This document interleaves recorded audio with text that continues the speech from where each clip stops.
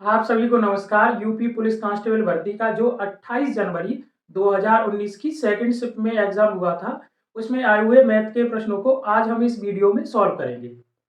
इससे पहले जितने भी यूपी पुलिस कांस्टेबल के एग्जाम हुए हैं, उनके मैथ सॉल्यूशन की वीडियो चैनल पे अपलोड कर दी है। आप प्लेलिस्ट में जाके देख सकते हो। चलिए देखते हैं। इस पेपर का है प्रथम प्रश्न। एक खुदरा विक्रेता 10 रुपए की दर से 7 वस्तुएं, 11 रुपए की दर से 9 वस्तुएं और 15 रुपए की दर से 14 वस्तुएं खरीदी।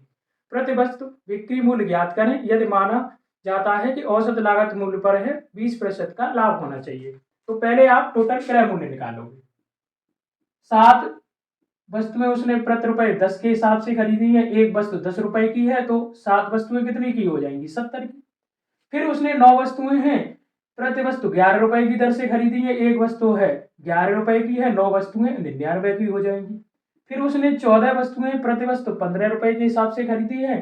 तो एक वस्तु है 15 रुपए की है, 14 वस्तुएं हो जाएंगी, वो हो जाएंगी 210 रुपए की। कितने की हो जाएंगी? 210 रुपए की। टोटल वस्तुएं जो होगी वो होगी 30 और टोटल जो क्रय मूल्य हो जाएगा वो हो जाएगा है 9 और ये है 7 और ये है 379। टोटल जो क्रय मूल्य होगा वो कितना होगा? 379। और एक वस्तु का है क्रय मूल्य क्या होगा? एक वस्तु का सीपी, औसत सीपी जो हम निकालेंगे वो 379/30, यही तो होगा। एक वस्तु का जो सीपी होगा वो होगा 379/30। अब हमें बताना है एसपी।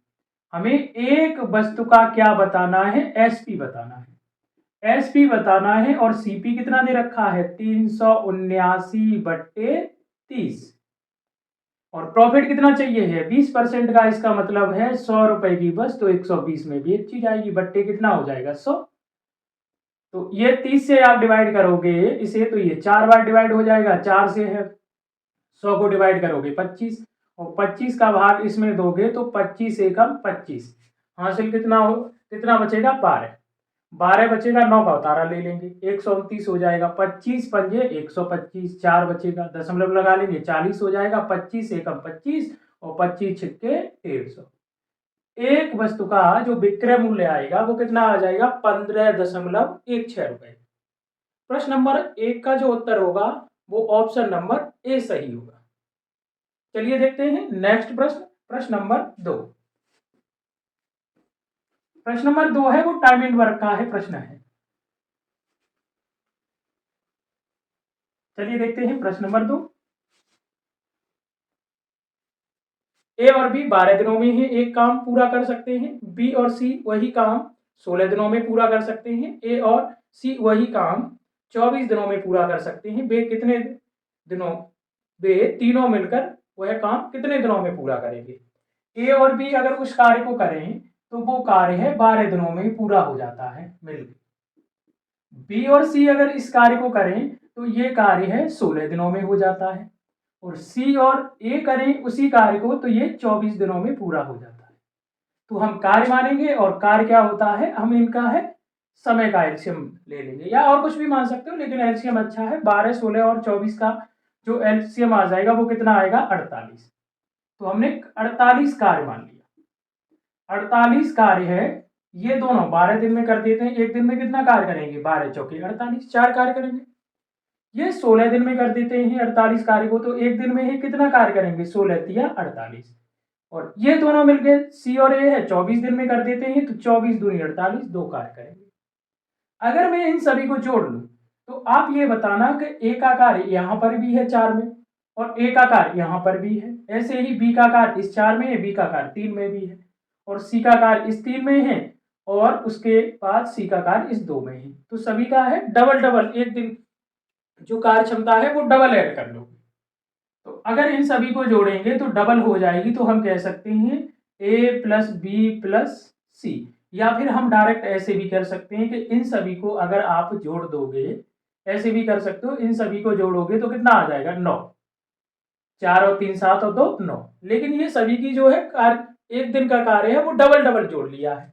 तो अगर तीनों का एक दिन का कार्य हम निकालेंगे तो 9 में 2 का भाग जोड़ दें, वो भाग दे देंगे। तो 9 में 2 का भाग देंगे, कितना आ जाएगा? 4.5। ये तीनों का एक दिन का कार्य है। तीनों का एक दिन का कार्य आ गया और उसने यही पूछा है कि तीनों मिल जाए तो कार्य को कितने दिन में करेंगे। 48 कार्य है और तीनों मिल जाए तो एक दिन में 4.5 कार्य करते हैं। 0 हो जाएगा।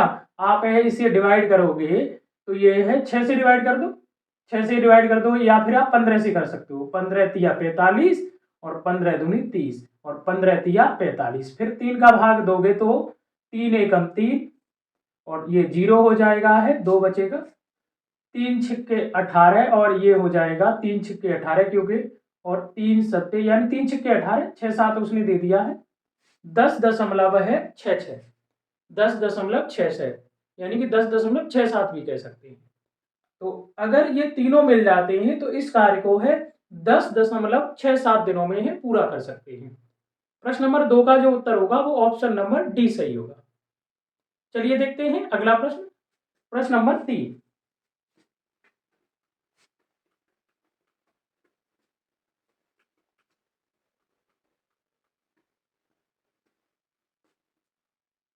प्रश्न नंबर 3 है, एक आदमी 5 घंटे में एक यात्रा है पूरी करता है। वह है यात्रा के पहले आधे भाग को 21 किलोमीटर प्रति घंटा की गति से और दूसरे आधे भाग को 24 किलोमीटर प्रति घंटा की गति से यात्रा करता है। यात्रा की कुल दूरी ज्ञात कीजिए।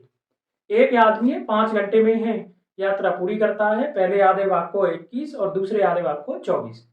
तो हमने मान लिया कि यात्रा का आधे भाग की दूरी मान ले रहे हैं।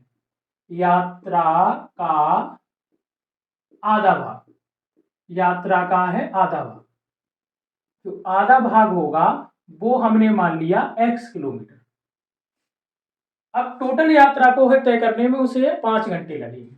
तो पहले आधे भाग को है किस चाल से उसने चला है 21 और समय बराबर होता है दूरी बट्टे 4।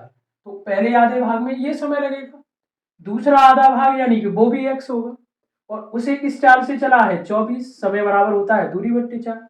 ये दूसरे आधे भाग का समय आ गया।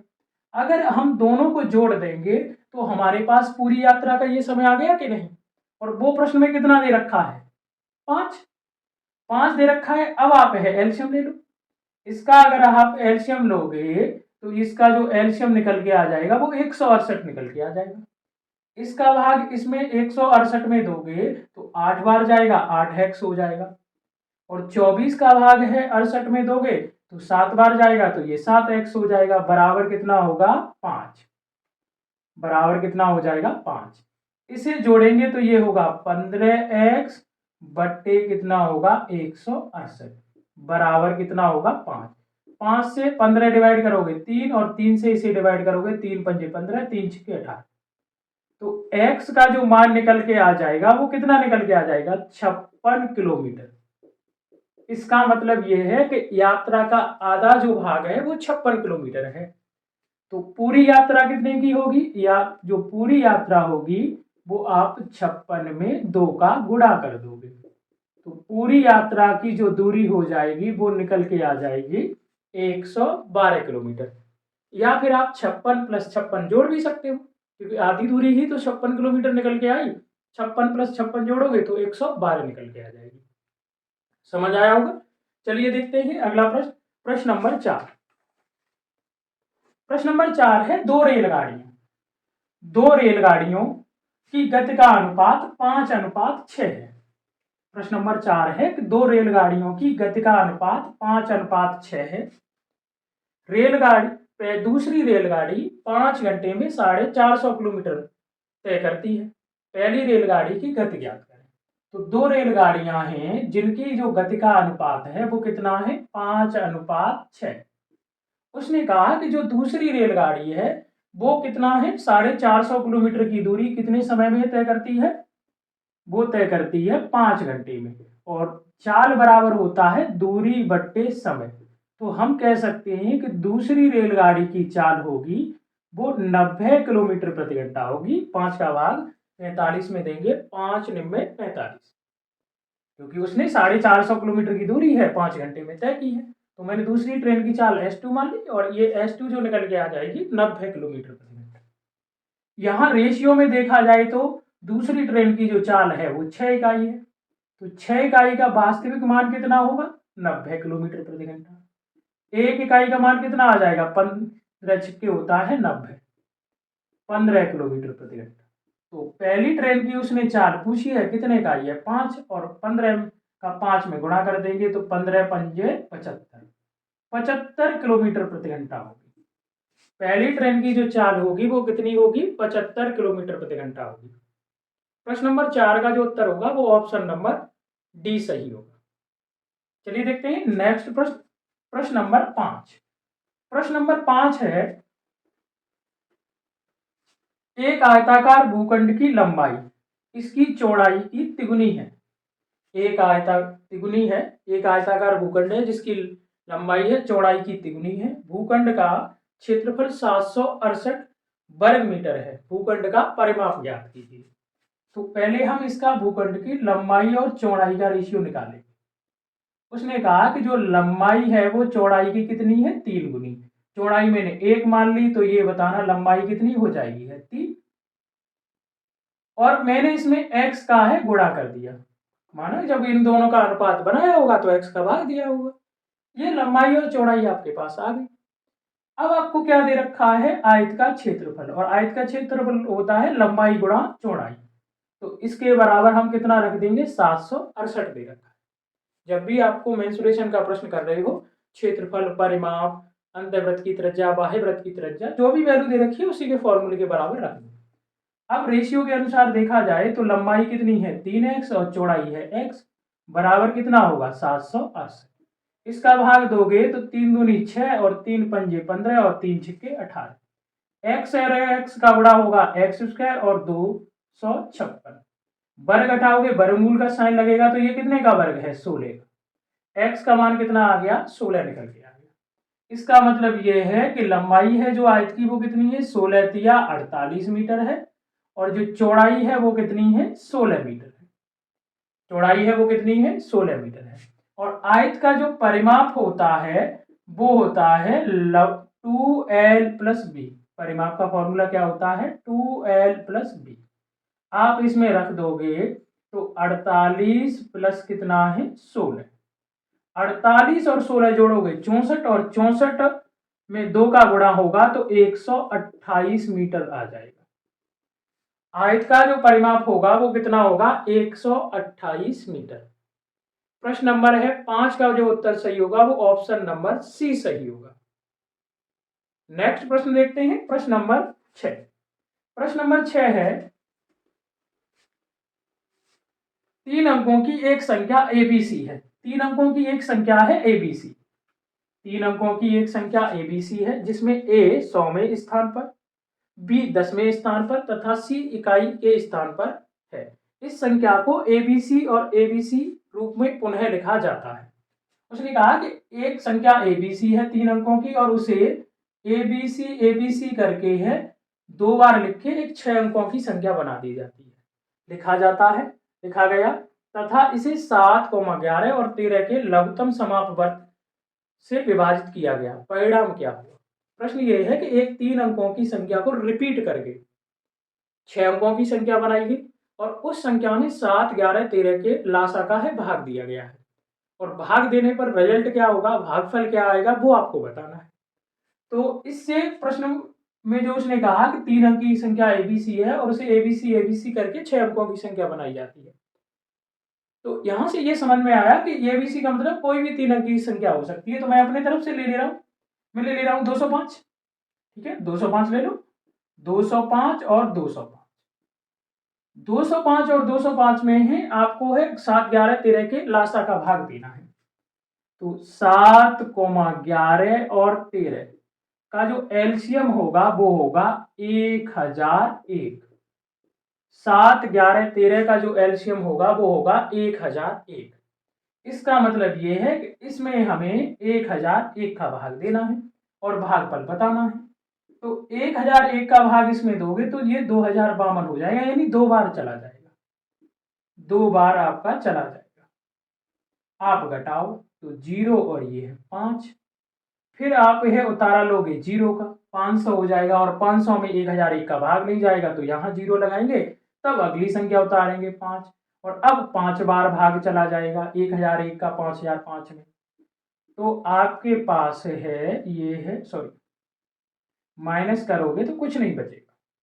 तो आपने क्या है जब भाग दिया तो रिजल्ट क्या आया 205, और 205 को ही तो डबल लिखिए आप, 205 एक 6 अंकों की संख्या लिखी बनाई गई थी। तो यहाँ से हमारे ये समझ में आया कि यदि कोई भी 3 अंकों की संख्या है उसे रिपीट करके आप 6 अंकों की संख्या बना देते हो, और उसमें आप 7, 11, 13 का है लासा, मतलब जो होगा 1001 का भाग देते हो, तो जो भागफल आएगा वही संख्या आएगी। देखो यहाँ पर भी तो वही संख्या भागफल आई है, और प्रश्न में उसने कहा है कि एबीसी एक संख्या बनाई गई है 6 अंकों की, जो 3 अंकों की संख्या क्या है एबीसी को डबल लिख के बनाई गई है। तो हम कह सकते हैं कि प्रश्न में जो भागफल आएगा वो कितना आएगा, एबीसी आएगा। भागफल आएगा वो क्या आएगा, एबीसी, एबीसी आएगा भागफल। अगर आप एबीसी कोई 3 अंकों की संख्या है उसे डबल लिख के 6 अंकों की संख्या बनाते हैं, तो 7, 11, 13 मतलब 1001 का भाग देंगे तो भागफल एबीसी ही आएगा। प्रश्न नंबर 6 का जो उत्तर होगा वो ऑप्शन नंबर ए सही होगा। चलिए देखते हैं नेक्स्ट प्रश्न, प्रश्न नंबर 7। प्रश्न नंबर 7 है एक 5 अंकों की संख्या, एक 5 अंकों की संख्या है 247 और x और 8, इसमें 44 से भाग देना है, 44 से है भाग देना है, और उसने कहा 44 से है विभाजित होती है। ये 5 अंक की जो संख्या है, जो संख्या क्या है 247 और x और 8, ये संख्या है वो किससे डिवाइड है, 44 से विभाजित है। ये संख्या 44 से विभाजित है। कौन सा अंक है x को प्रतिस्थापित कर सकता है, मतलब x के स्थान पर है कौन सा अंक आएगा। ये प्रश्न ऑप्शन से अच्छा होगा तो मैं ऑप्शन भी दे रहा हूं। ऑप्शन है 1, 2, 3 और 4। उसने कहा कि ये जो संख्या है 44 से विभाजित है। 44 का विभाज्यता का नियम नहीं आपको पता, तो 44 के ऐसे 2 फैक्टर करेंगे जिनके नियम पता है, जैसे 4 और 11। यदि किसी संख्या में 4 का भाग और 11 दोनों का भाग चला जाएगा तो 100% वो संख्या 44 से विभाजित होगी। तो पहले हम 4 का विभाज्यता का नियम लगाते हैं, और 4 का विभाज्यता का नियम क्या है, अंतिम 2 अंक। यदि किसी संख्या के अंतिम 2 अंक में 4 का भाग चला जाएगा तो वो संख्या विभाजित होगी। और अब जो x का मान होगा इन्हीं चारों में से तो एक होगा, तो यहीं से हम चेक कर रहे हैं। x का मान अगर 1 होता है, यहाँ 1 रखते हो तो ये 18 बनेगा, और क्या 18 में 4 का भाग चला जाएगा, नहीं जाएगा। तो x का मान है 1 तो है, नहीं होगा। अब 2 रखते हैं, यहाँ 28 हो जाएगा, हाँ 28 में 4 का भाग चला जाएगा तो x का मान 2 हो सकता है। अब हम क्या रखेंगे है 3, 38 होगा, 38 में 4 का भाग नहीं जाएगा तो 3x का मान नहीं हो सकता। अगर यहाँ 4 रखेंगे तो 48 हो जाएगा, 48 में भी 4 का भाग चला जाएगा तो 4 भी हो सकता है।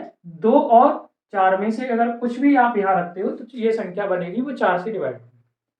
सही क्या है, वो 11 से डिसाइड होगा।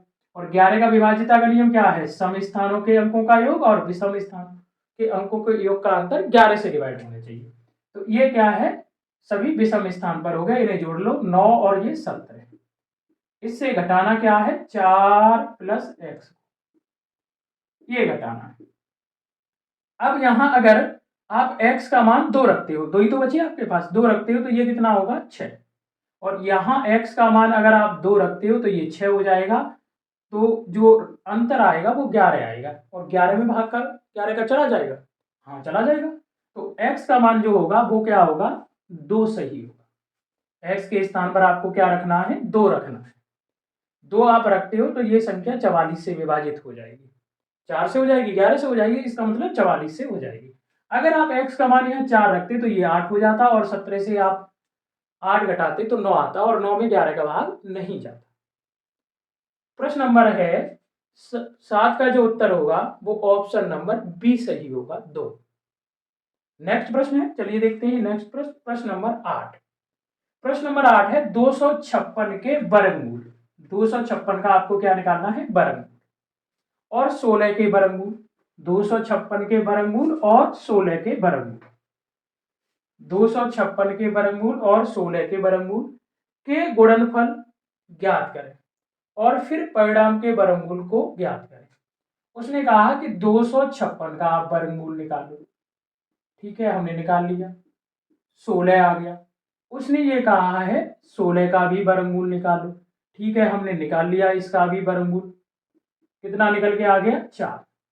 इनका गुणा करो, ठीक है, हमने 16 और 4 का है गुणा कर लिया, ये निकल के आ गया 64। फिर उसने कहा जो ये गुणनफल गुणा करेंगे तो परिणाम आएगा उसका भी वर्गमूल आपको निकालना है, और 64 का वर्गमूल आप निकालोगे तो कितना आ जाएगा 8। उसने कहा जो परिणाम आया है उसके को भी वर्गमूल ज्ञात करना है, तो उसका है वर्गमूल परिणाम का कितना आया है 8। तो इस प्रश्न का जो उत्तर होगा प्रश्न नंबर 8 का ऑप्शन नंबर सी सही होगा 8। चलिए देखते हैं नेक्स्ट प्रश्न, प्रश्न नंबर 9। प्रश्न नंबर क्या है 9 देखते हैं। प्रश्न नंबर 9 है, दो कुर्सियों और एक मेज 170 रुपए में खरीदी जा सकती हैं, और 5 कुर्सियां और 4 मेज 530 रुपए में खरीदी जा सकती हैं। एक कुर्सी की लागत ज्ञात करें। उसने कहा दो कुर्सियां, तो मैंने मान लिया कि एक कुर्सी का मूल्य x है, तो दो कुर्सियों का कितना हो जाएगा 2x। और मेज का एक का मैंने मान लिया कीमत बाई है, तो एक मेज की कीमत मैंने बाई मान ली, तो दो कुर्सियां और एक मेज की कीमत 2x प्लस बाई हो गई। प्रश्न में कितना दे रखा है 170, ठीक है। फिर उसने दूसरी कंडीशन दी है कि 5 कुर्सियां, यानी कि 5 कुर्सियां हैं और 4 मेज। एक कुर्सी की यह कीमत है x है, 5 की है 5x हो गई, एक मेज की कीमत बाई है, 4 की 4 बाई हो गई, और दोनों को जोड़ दिया तो ये टोटल कीमत आ गई। और प्रश्न में इनकी टोटल कीमत दे रखी है कितनी 530। ये एक पहला समीकरण बन गया और ये है दूसरा समीकरण बन गया, एक ही समीकरण बन गए। अब इन्हें सॉल्व करें, तो जब हम समीकरण को इनको सॉल्व करते हैं तो एक वेरिएबल को बराबर करते हैं।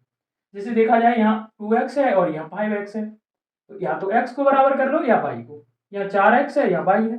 तो यहाँ अगर इस समीकरण में 4 का गुणा करते हैं तो ये y बराबर हो जाएगा, ठीक है कर दे रहे।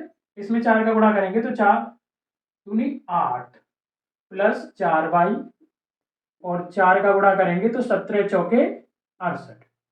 ये तीसरा समीकरण बन जाएगा, तीसरा समीकरण बन जाएगा। फिर आप क्या करोगे कि ये घटा दोगे, क्योंकि बराबर हो गए, माइनस चिन्ह नहीं है तो घटा देंगे।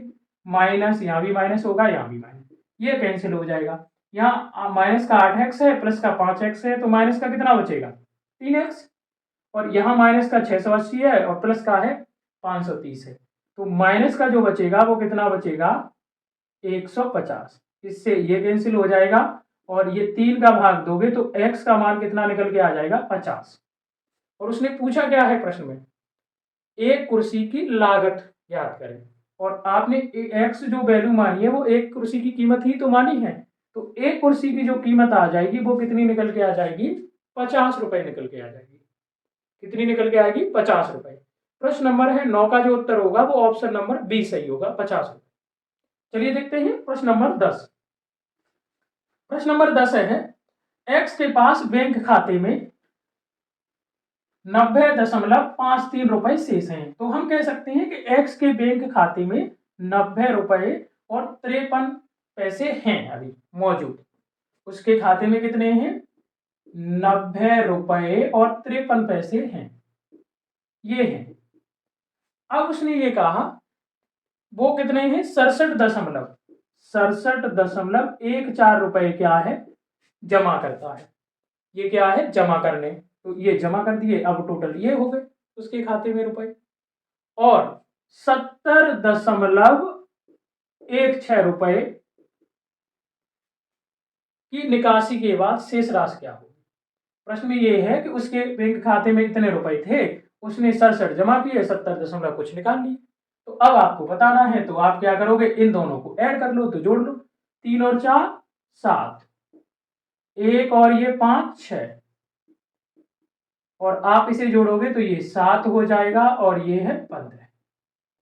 इससे आपको घटाना है 70.16, घटाओगे तो 7 से है जाएगा है 6, एक बचेगा, और 6 से 1 घटाओगे तो ये बचेगा 5, और 7 से है 0 घटाओगे तो 7, और ये घटाओगे 15 से है 7 तो ये 8 बचेगा। तो अब उसके पास जो बैंक खाते में रुपए हैं वो 87.51 रुपए हैं। एक्स के बैंक खाते में अब जो रुपए हैं वो 87.51 रुपए हैं। प्रश्न नंबर 10 का जो उत्तर होगा वो ऑप्शन नंबर बी सही होगा। चलिए देखते हैं अगला प्रश्न, प्रश्न नंबर 11।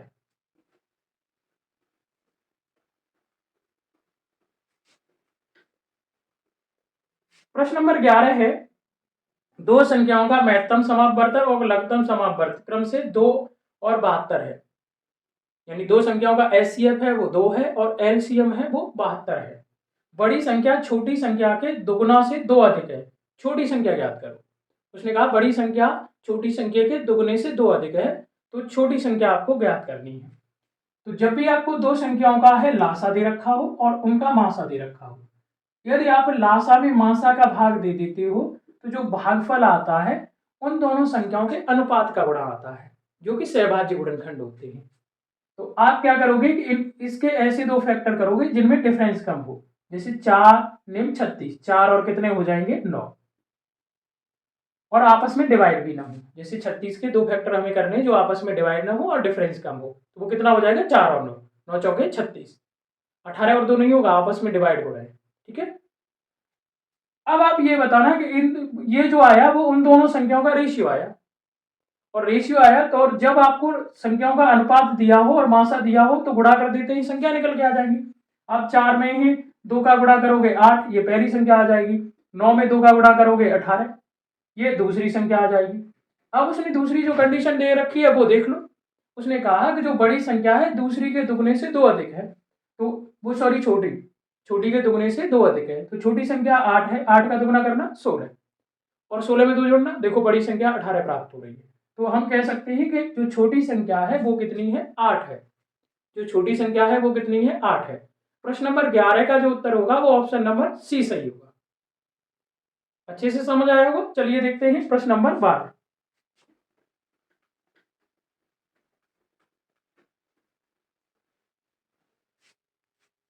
प्रश्न नंबर 12 है 4/5 अनुपात 12/10 समानुपात x/6 अनुपात 9/2 ये दे रखा है।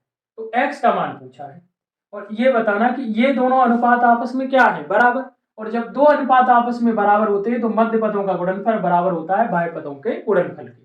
ये अनुपात समानुपात का प्रश्न है। तो हम कर रहे हैं मध्य पद क्या है 12/10 गुणा x/6 बराबर 4/5 गुणा 9/2। इन दोनों का गुणा इन दोनों के गुणा के बराबर होगा। अब चलो हम सॉल्व करते हैं।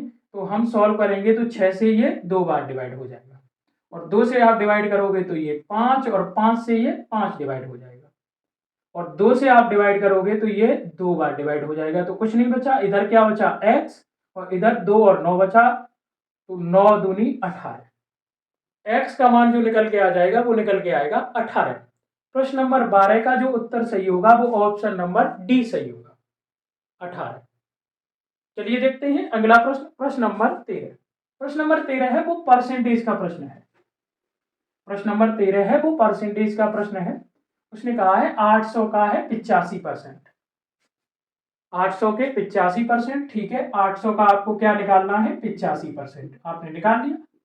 800 के 85% के 120%, ठीक है, इसका भी आपको 120% निकालना है, और का 40%, ठीक है, आपको इसका भी क्या निकालना है 40% निकालना है। सिंपल सा प्रश्न है। अब इसे आप सॉल्व कर दोगे। 2 जीरो से ये 2 जीरो कैंसिल हो जाएंगी, इससे ये कैंसिल हो जाएगा। फिर आप डिवाइड करोगे तो जैसे 4 से डिवाइड करोगे तो ये हो जाएगा 25 बार, और 5 से डिवाइड करोगे तो ये होगा 17, और 5 से डिवाइड करोगे 25 को 5, अब कुछ नहीं डिवाइड होगा तो 12 अट्ठे 96, और 96 और आप 17 का गुणा कर लोगे।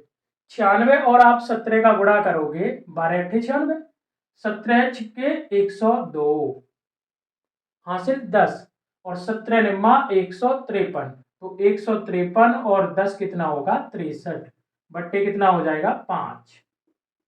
अब 5 का भाग आप इसमें दोगे तो 5 या 15, एक बचेगा, 5 दूनी 10, 3 बचेंगे, 32 हो जाएगा, 5 के 30, दशमलव लगाएंगे, 5 चौके 20, तो इसका जो उत्तर आएगा वो 326.4 आएगा। प्रश्न नंबर 13 का जो उत्तर आएगा वो 326.4 आएगा। ऑप्शन नंबर बी सही होगा। एक सिंपल सा परसेंटेज का प्रश्न था।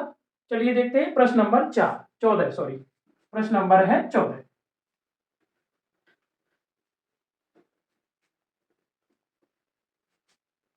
प्रश्न नंबर 14 है, यदि एक वस्तु 300 रुपए में खरीदी गई और उस पर 50 रुपए मरम्मत के रूप में खर्च किए गए, तो 300 रुपए में वस्तु को है खरीदा गया है और 50 रुपए है मरम्मत पे खर्च किए गए हैं, तो वस्तु का जो सीपी हो जाएगा वो होगा 350 रुपए। जब भी किसी वस्तु को अगर हम खरीदते हैं और उसकी मरम्मत या परिवहन पर रुपए जो खर्च करते हैं तो वो उसके सीपी में ही जोड़े जाएंगे। वस्तु का जो है वास्तविक क्रय मूल्य होगा वो क्या होगा, 350 रुपए। फिर उसने आगे कहा है कि इसे अंकित मूल्य पर 20% लाभ लेकर बेचा गया, जो कि लागत मूल्य को 10% अधिक है। बिक्री मूल्य यानी एसपी आपको बताना है। अंकित मूल्य पर 20% का प्रॉफिट लिया गया है, जो कि लागत मूल्य यानी कि सीपी से, क्रय मूल्य से 10% अधिक है। तो पहले आप है अंकित मूल्य निकालोगे और ये क्रय मूल्य से 10% ही तो अधिक है, और क्रय मूल्य से जब 10% अधिक है इसका मतलब ये है कि 110% है। जो अंकित मूल्य है वो सीपी का कितना है, 110% है। 10% अधिक है तो इसका मतलब सीपी 100% है, वो 10 अधिक होगा। तो आप निकाल लोगे, ये निकल के आ जाएगा 11 पंजे 55, 5 11 तिया 33 और 5 385। वस्तु का जो है अंकित मूल्य आया 385 और इसी पर प्रॉफिट लिया गया है 20% का, और 20% का प्रॉफिट लिया गया है तो इसका मतलब ये है कि 100 रुपए की वस्तु 120 में बेची गई है। 120% निकाल दो आप अंकित मूल्य का। अंकित मूल्य का निकालोगे तो 0 से ये 0 कैंसिल हो जाएगा, 2 से ये 6 और 2 से ये 5, और 5 से डिवाइड करोगे तो 5 सत्ते 35, 3 बचेगा, 5 सत्ते 35, 6 का गुणा इसमें कर दो, 6 7 42 हासिल 4, 6 7 42 और 4 कितना हो जाएगा 46, 462। वस्तु का जो है बिक्री मूल्य होगा वो कितना होगा, 462। प्रश्न नंबर 14 का जो ऑप्शन सही होगा वो ऑप्शन नंबर सी सही होगा। पहले हमने ही उसका है वास्तविक क्रय मूल्य निकाला, क्योंकि 50 रुपए उसने मरम्मत पे खर्च किए, 300 रुपए की वस्तु थी, टोटल वस्तु 350 रुपए की हुई। 350 रुपए को 10% ज्यादा अंकित किया गया, मतलब 110% उस पर अंकित कर दिया गया। 350 का 110% निकाला, अंकित मूल्य निकल के आया 385, और 385 अंकित मूल्य पर 20% का उसने प्रॉफिट लिया है। 20% का प्रॉफिट लिया है, विक्रय मूल्य बताना है, मतलब 100 रुपए की वस्तु 120 में बेच दी, तो 385 का 120 निकालोगे 462 आ जाएगा। चलिए देखते हैं प्रश्न नंबर है 15। प्रश्न नंबर 15 है, लागू होने वाली कुल प्रतिशत छूट क्या है। लागू होने वाली कुल प्रतिशत छूट क्या है, छूट क्या है जब 20% और 10% की दो लगातार छूट लागू की जाती है। एकल छूट आपको बतानी है 20 और 10% की, तो इसका फॉर्मूला है एकल छूट का। सिंगल छूट आपको बतानी है तो एकल छूट का जो फॉर्मूला है, जब दो दे रखी हो, 3 के लिए आप रेशियो मेथड से करना, प्लस माइनस एक्स, मतलब वृद्धि हो रही है तो प्लस और कमी हो रही है तो माइनस, तो यहाँ तो माइनस लेंगे क्योंकि छूट का मतलब है कमी। प्लस माइनस एक्स प्रतिशत, प्लस माइनस है वाई प्रतिशत, और प्लस माइनस है एक्स इंटू वाई बट्टे 100। तो हम रख रहे हैं पहली छूट हमारी कितनी है 20%, माइनस 20 होगा, और दूसरी छूट है हमारी 10% तो माइनस 10 होगा। ये छूट की मतलब कमी है, प्लस की वैल्यू है तो प्लस, माइनस है तो माइनस। अब ये यहाँ रखेंगे तो ध्यान रखना ये चिन्ह है इन पे डिपेंड करेगा, तो इन दोनों का गुणा क्या होगा, माइनस माइनस क्या हो जाएगा प्लस, और 10 और 20 का गुणा कितना हो जाएगा 200, 200 बट्टे 100। अब आप इसे सॉल्व कर लो, माइनस का कितना होगा ये 30% और प्लस का कितना होगा 2, तो माइनस का कितना आ जाएगा 28% आ जाएगा। माइनस का मतलब ये है कि छूट, तो एकल छूट हो जाएगी वो कितने परसेंट की हो जाएगी, 28% की हो जाएगी। माइनस आपको छूट दिखा रहा है, 20 और 10% की जो एकल छूट होगी, लागू की गई छूट होगी, वो कितनी होगी 28%। प्रश्न नंबर 15 का जो ऑप्शन सही होगा वो ऑप्शन नंबर बी सही होगा। चलिए देखते हैं प्रश्न नंबर 16। प्रश्न नंबर 16 है, ब्याज की दर ज्ञात करें जब 1000 रुपए, मूलधन कितना है 1000 रुपए के मूलधन पर 5 वर्ष, 1000 रुपए के मूलधन पर 5 वर्ष की अवधि में साधारण ब्याज 440 रुपए है प्राप्त होता है। साधारण ब्याज का प्रश्न है तो फॉर्मूला लगा दो, SI बराबर होता है P into R into T upon 100। साधारण ब्याज यहां दे रखा है 440। सिंपल प्रश्न है। तीन ये फॉर्मूले में 4 वैल्यू है आपके पास, 3 इसमें से दे रखी है, चौथी पूछी है तो सिंपल फॉर्मूला लगा। साधारण ब्याज 440 दे रखा है, मूलधन आपको 1000 दे रखा है, दर बताना है और समय कितना है 5 वर्ष। बट्टे कितना हो जाएगा 100। जीरो कैंसिल हो जाएगी, इस जीरो से ये कैंसिल हो जाएगी, 5 का भाग 44 में दोगे, 5 अट्ठे 40, 4 बचेगा, दशमलव लगा लेंगे, 5 अट्ठे 40। तो रेट जो निकल के आ गई वो 8.8% है, वार्षिक निकल के आ गई। तो जो ब्याज की दर है वो 8.8% है। प्रश्न नंबर 16 का जो उत्तर सही होगा वो ऑप्शन नंबर सी सही होगा। चलिए देखते हैं प्रश्न नंबर है 17। प्रश्न नंबर 17 है, उस कालावधि को ज्ञात करें, समय बताना है, ये चक्रवृद्धि ब्याज का प्रश्न है। प्रश्न नंबर 17 है, उस कालावधि को ज्ञात करें जिसमें 1000 रुपए के मूलधन पर वार्षिक 10% ब्याज दर से 331 रुपए का चक्रवृद्धि प्राप्त हुआ।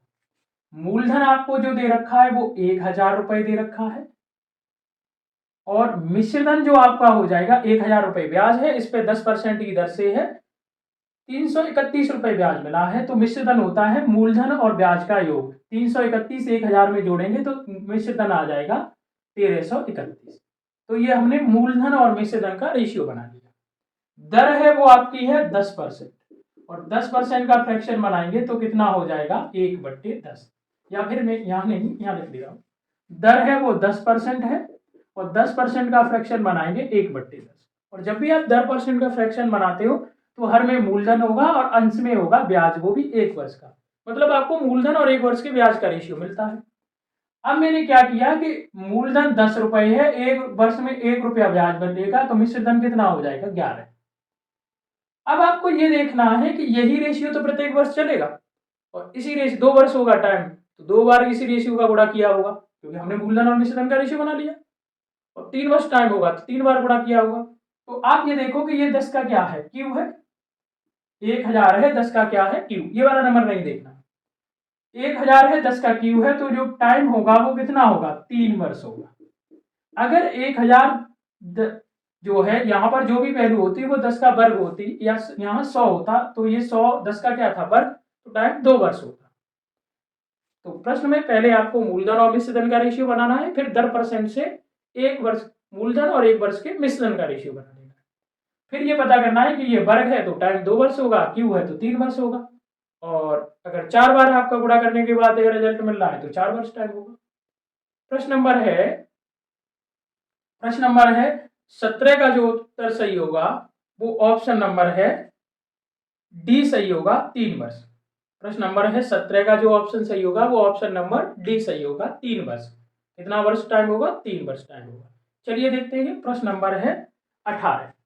प्रश्न नंबर 18 है वो पार्टनरशिप का प्रश्न है। 3 साझेदार ए, बी और सी 4:5:6 के अनुपात में लाभ कमाते हैं। 3 साझेदार हैं ए और बी और सी, और इनके जो लाभ का अनुपात है वो 4, 5 और कितना है 6, इस रेशियो में लाभ कमाते हैं। यदि लाभ में सी का हिस्सा ए की तुलना में 200 रुपए अधिक है तो उनके द्वारा प्राप्त कुल लाभ ज्ञात करें। सी को जो है ए से 200 रुपए अधिक मिलते हैं, तो यहां देखना कि सी और ए का जो डिफरेंस है वो कितना है 2 इकाई।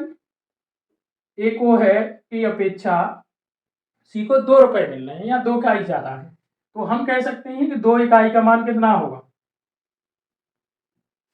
200 रुपए। 1 इकाई का मान कितना निकल के आ जाएगा है 100 रुपए। 1 इकाई का मान कितना आ जाएगा 100 रुपए। आपसे पूछा क्या है कुल लाभ, कुल लाभ आपसे पूछा है, तो कुल लाभ कितना हो जाएगा 4 और 5 9 और 6 15 इकाई हो जाएगा। 1 इकाई का मान 100 रुपए आ गया, तो 15 इकाई का मान कितना हो जाएगा 1500 रुपए। 15 इकाई का जो मान होगा वो 1500 रुपए। तो कुल तीनों का जो लाभ है उनके द्वारा प्राप्त जो लाभ है वो 1500 रुपए का। प्रश्न नंबर 18 का जो उत्तर होगा ऑप्शन नंबर ए सही होगा। चलिए देखते हैं इस वीडियो का अंतिम प्रश्न, प्रश्न नंबर 19। प्रश्न नंबर 19 है, तीन साझेदार ए, बी और सी ने दो अनुपात, तीन साझेदार हैं ए, बी, सी ने 2 अनुपात, 3 अनुपात और 4 के अनुपात में लाभ कमाया। एक नया साझेदार डी शामिल हुआ, एक नया साझेदार आ गया, मतलब अब आपके कारोबार में 4 लोग हो गए, ए, बी, सी और डी। कितने लोग हो गए? 4 लोग। एक नया साझेदार डी शामिल हुआ जिसने ए और सी प्रत्येक के शेयरों में से आधा हिस्सा लिया। यदि लाभ में डी का हिस्सा अब 100 रुपए है तो कुल लाभ ज्ञात करें। उसने ये कहा कि ए और सी के हिस्से से आधा आधा ले लिया डी ने, और अब जो डी का है जो हिस्सा है वो कितना है? 100 रुपए। तो कुल लाभ बताना है। ए को है 2 इकाई रुपए मिल रहे, तो ये बताना 2 का आधा कितना हो जाएगा? 1 रुपया, तो ये ऐसे ले लेगा सी, डी आया है नया साझेदार को। सी को कितने मिल रहे थे? 4, और 4 का आप है आधा निकालना, कितना आ जाएगा? 2, तो सी से ये 2 रुपए ले लेगा। तो डी के पास देखा जाए तो कुल कितने रुपए हो जाएंगे? है 3 रुपए। डी के पास है कुल कितने हो जाएंगे? 3 रुपए हो जाएंगे। देखो बी से उसने कुछ नहीं लिया है, तो बी के पास कितने रुपए होंगे? 3। बी के पास जो कितने होंगे वो कितने हो जाएंगे? 3 रुपए। बी के पास कितने होंगे? 3। ए के पास 2 रुपए थे, 1 रुपया उसने है डी को दे दिया, तो अब बचेगा कितना? 1। सी के पास 4 रुपए थे, 2 रुपए उसने डी को दे दिए, अब बचेंगे कितने? तो ये नया लाभ का अनुपात आ गया। और जिसमें हमें सी का वो डी का सॉरी लाभ दे रखा है, तो 3 इकाई का मान कितना है? 100 रुपए। 1 इकाई का मान कितना आ जाएगा? 100/3। 1 इकाई का मान कितना आ जाएगा? 100/3। आपसे कुल लाभ पूछा है, तो 1 और 3 4, 4 और 2 6, 6 और 3 9, 9 इकाई कुल लाभ हो जाएगा। 1 इकाई का मान है 100/3, तो कुल लाभ जो निकल के आ जाएगा वो निकल के आ जाएगा 300 रुपए। कुल लाभ है वो उनको हुआ था, वो कितना हुआ था? 300 रुपए। प्रश्न नंबर 19 का जो उत्तर सही होगा वो ऑप्शन नंबर डी सही होगा। आशा करता हूं कि सभी प्रश्न आपको है अच्छे से समझ आए होंगे। आगामी भर्ती जो कि 60,244 पदों पर होने वाली है पुलिस कांस्टेबल की, उसकी परीक्षा के लिए ये वीडियो बहुत ही महत्वपूर्ण है। तो ये वीडियो अपने दोस्तों के साथ भी शेयर करें।